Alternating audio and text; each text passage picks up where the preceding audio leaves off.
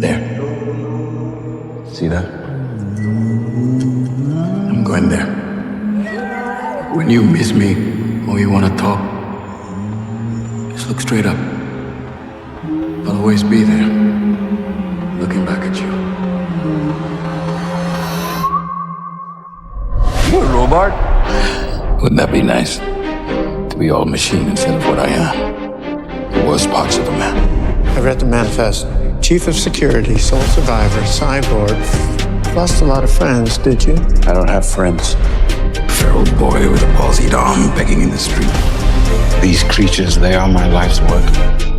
And I'm gonna get them back. I'm afraid sorry doesn't work. You know, it's funny you called. I was just talking about you. With your mother. Incompetence. Or sabotage. Those are the likeliest scenarios. Here's a scenario. Nothing matters but the cargo. Not you, not me, not the fucking captain. I'm the head of security for this ship. I know everything. Your judgment is compromised. Wait a minute. In the event the security officer believes that the active captain is not doing everything necessary to protect this ship and taking command, he should take command himself. Move your ass. Where is a machine? Is it a machine? Where is a machine? Not a machine. You know what I like most about killing synths?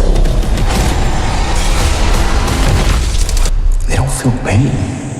So nothing clouds their minds when I start chopping them up.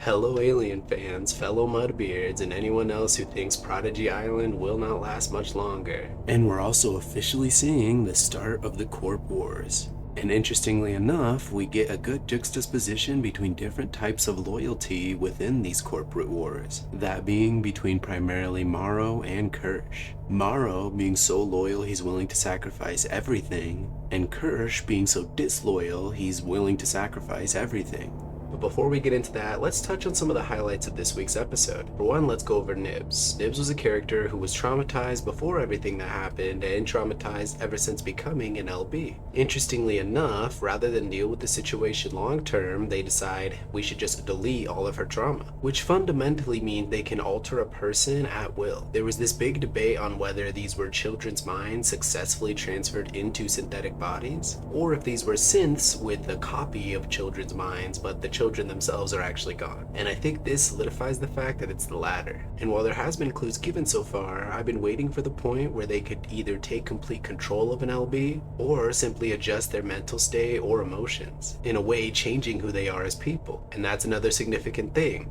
As horrible as it is that anybody in this world has to endure trauma, those who are capable of surviving it and continue forward are shaped by that trauma. Essentially, getting rid of that is like getting rid of a piece of themselves. The show illustrates this as getting rid of memories specifically, but even if they did that successfully with no chance of those memories bleeding through, which if they do, that means maybe there's more of the children's minds in there than actual synthetic, but otherwise they just deleted a memory that will leave these LBs completely concerned, which raises a lot of other stakes considering the entire production of the LBs in the first place. The first biggest one being deciding to bring them to a crash site where the Maginot had landed, and we've had several problems since then. During that experience, not only did Nibs get traumatized, which caused this whole problem, but Wendy formed a connection with the Xenomorph and a little bit of self-agency, in feeling like she is also studied just like the Xenomorph, which sows discontent and possible rebellion amongst Prodigy. And then you also have Slightly, who was completely compromised while down there.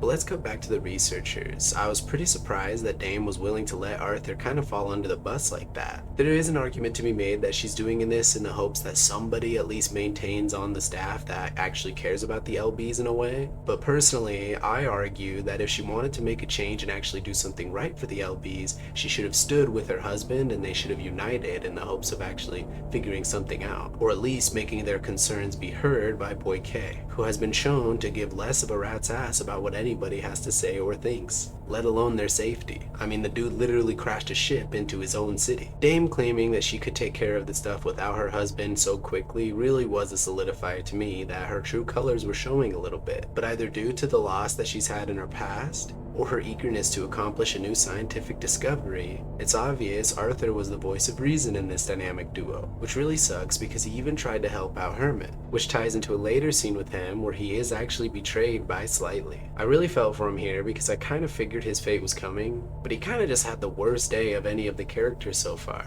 except for maybe Toodles, which honestly, in comparison, I think Toodles' fate was a little bit better. But I do want to highlight something here. Slightly, whose character is definitely making me mad, is played by an absolutely fantastic actor. Ardash Gurov is actually killing it in regards to showing a lot of mental struggle and emotional turmoil when it comes to wanting to keep his family safe and kind of betraying everybody on the island. I'm wondering if at some point him and Shmi are going to come face to face with Marrow, and Marrow is going to ask that Slightly actually take out Shmi. This will really put him into a conflict, needing to decide between friends or family. But either way, the actor's killing it. I wanted to highlight that they mentioned how lucky they are the specimens didn't escape during the crash. But I mean, realistically, they definitely did. If not that weird ceiling squid, then definitely many of those ticks. And speaking of the LBs, I do want to touch on Wendy for a second. I think it's interesting that she's convincing herself that the Xenomorph can be good. This is actually very realistic. If you think of E.T., that creature was genuinely a little scary. But because it's a kid's movie and supposed to be about childlike wonder, they were able to get along and unite. Now for Wendy's case, I think it's actually going to end a lot darker. I could see this going one of two ways. Either Wendy turns evil and controls the Xenomorphs to actually do some messed up stuff, or tries to,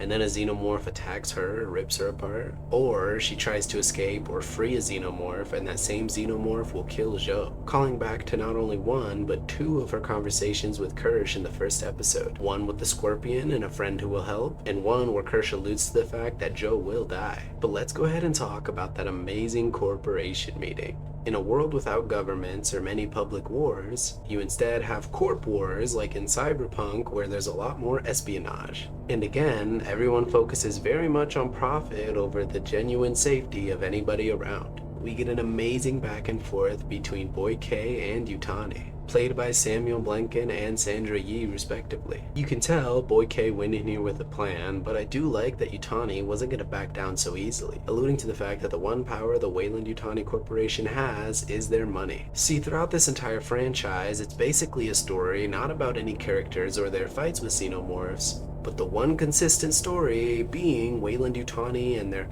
constant chase for the Roadrunner that is the Xenomorph, always coming so close and yet having it slip through their fingers every time. This sort of being a cosmic karma system for all the innocent people they get killed, and proving that no matter how much resources or money they throw at the problem, they'll never be able to get what they want. And sure, I wish those themes or morals weren't dependent on so many innocent people dying in the process, but since we don't really have any other consistent narrative going on in this franchise, unfortunately, that's all we got. Thanks, Alien 3. I do like that during their barter sequence, you usually see sort of a aim high and hit low situation, but Boy K took her offer and raised it even more, forcing her to take his original offer. I'm kind of having some confidence that Yutani is actually going to live through the season, and maybe that's because I was also a big fan of Sandra in the Foundation series, when she was playing Rue of Cloud Dominion, but I'm really hoping Boy K, if he isn't already, becomes a hybrid. I could see him being a hybrid considering he dresses as an old man, and maybe he was just an old trillionaire that decided to put himself in a new body. But no matter the case, I'm hoping that if he comes face to face with some aliens, he's able to put his mind in another body. In one of my recent videos where I discussed the Maginot crash, I mentioned that Siberian shouldn't be really associated with Marrow's character, trying to avoid the theory that Siberian could actually be Marrow's daughter, perhaps turning against Weyland Yutani at some point and joining Prodigy, either for the cash or for an ulterior motive. The reason I say that is the more we get of her in each episode, the more I think there's a little bit deeper value to her character than what we're being presented. There's moments where she claims she's just interested in cash and leaving things be, but then there's also little hints of dialogue where it leaves me wondering where her character's story is gonna go. See, unlike the character of Rashidi, who just seems like a friendly soldier and could die at any moment to an alien attack, Siberian seems to be either setting up for a betrayal to join Prodigy, and throwing Hermit under the bus, or to be revealed to be more important to the story than we realize. Either way, before we talk about Marrow, I really wanted to highlight those we lost in this episode. That being both Toodles, who really just wanted to be a scientist and unfortunately was not smart enough at the time to take care of the tasks he was handed, and Arthur, who was betrayed and his own kindness got him killed. And sure, we'll probably see more of him throughout the next few episodes, but I'm just hoping whenever he wakes up, he has a mouthful to give slightly and slightly feels a little bad for whatever goes down. But odds are he'll just wake up, get scared, and then die. But let's go ahead and touch on that elevator scene between both Marrow and Kirsh.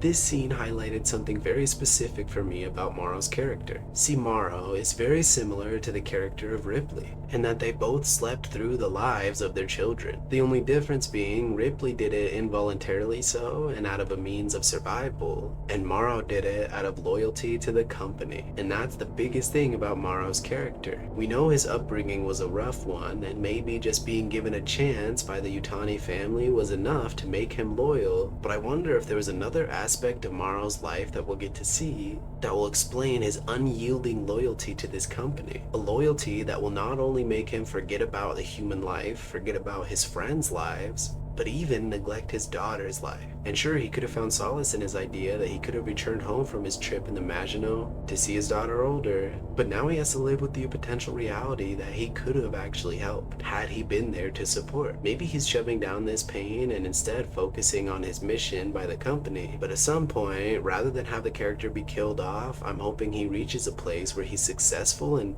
doesn't really find any happiness with what he achieved. A big theme of Marrow's character is how much of him is actually human and how much of him is actually machine. Very similar to that of the LBs, but for very different reasons. See, Marrow doesn't really struggle with the concept of whose brain and whose body he's actually hosting. Instead, it's a matter of how much he's going to give of himself to this corporation before eventually there's nothing left. And now we're getting close to that very moment. You see him carry himself in most of the conversations with people around him almost like a synthetic. Very straightforward, to the point, and unless it's a form of manipulation, he comes off very robotic. But then there's these small moments where you get to see the real human personality in Marrow. It's these moments that remind me of his more Captain Hook motif, and a prime example of this would be his conversations with Kirsh. Every time these two interact, Marrow becomes a little bit more human. In my eyes, this is a sense of superiority Marrow feels over a character like Kirsh. And as Kirsh puts it, maybe a bit of jealousy. Either way, this allows Marrow to carry himself in a little bit more of an aggressive demeanor. Very different from how he talks with most of the other characters, especially Yutani.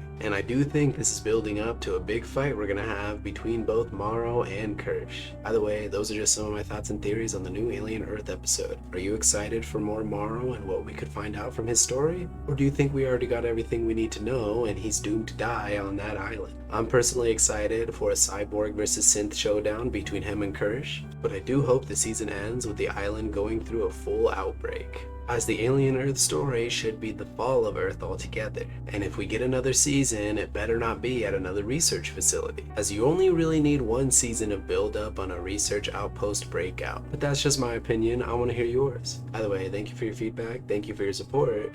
Remember to let me know who you think's gonna make it out of this season alive. Have a good one, y'all.